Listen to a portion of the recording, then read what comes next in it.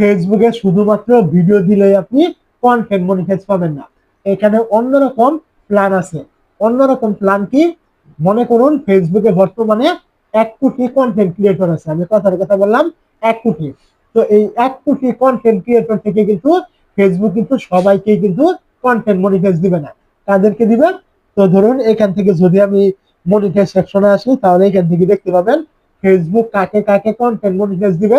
এটা কিন্তু ফেসবুক এখান থেকে উল্লেখ করেছে। ফেসবুক এখান থেকে কি বলেছে? ইনভিটেশন অনলি, মানে হলো ফেসবুক যখন আপনাকে ইনভাইট পাঠাবে ওই সময় আপনি কন্টেন্ট মনিটাইজ পাবেন। মূল কথা হলো আপনি ফেসবুকে নিয়মিত কাজ করবেন।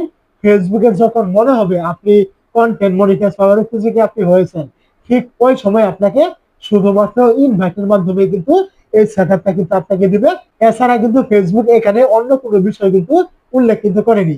যদি আপনি একটু খেয়াল করেন, বর্তমান সময়ে এমন বহু পেজ আছে, লক্ষ লক্ষ ফলোয়ার, ভিডিওতে মিলিয়ন মিলিয়ন ভিউজ, এমন অনেক পেজ কিন্তু কন্টেন্ট মনিটাইজ এখনো পায়নি।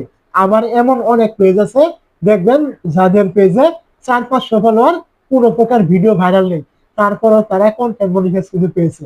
তো এর থেকে আমরা এটাই বুঝলাম, ফেসবুক যখন যাকে মনে করে সে পাওয়ার উপযোগী হয়েছে ওই সময় তাকে দিয়ে দেয়। এখানে কিন্তু ফেসবুক কোনো প্রকার শর্ত কিন্তু দেয়নি যে আপনি এগুলো করলে আপনাকে কন্টেন্ট মনিটাইজ ফেসবুক দিয়ে দিবে। এরকম বহু ভিডিও আপনি পাবেন, বিভিন্ন রকমের শর্ত দেখায়, বিভিন্ন রকমের নিয়ম দেখায়।